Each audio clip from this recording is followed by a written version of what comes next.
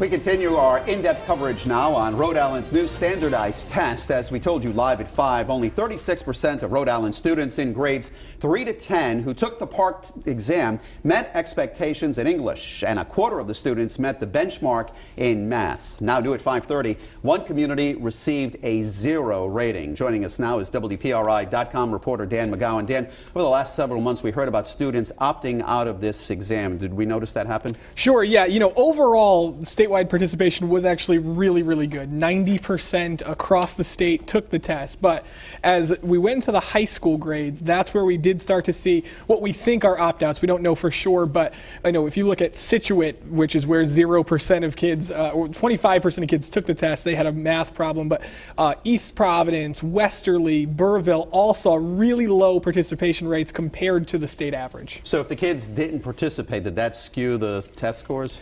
Again, when you look at the overall picture, certainly that statewide average that we talk about, I don't think it's the case. But yeah, I mean, in Scituate's case, 0% of kids there scored proficiently on math. Now, when only 25% of kids took the test, yeah, sure, I think that there is a little bit of a skewed figure there.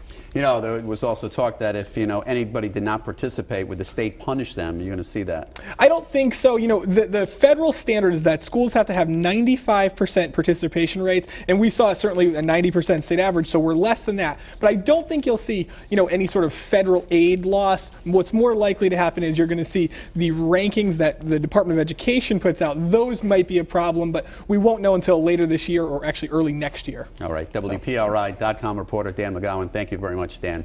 And if you'd like to know more, you can head over to our website, WPRI.com, and you can know more about the PARCC exam and the results, including the struggle for urban schools and why you're in good shape if you took Algebra 1 in middle school.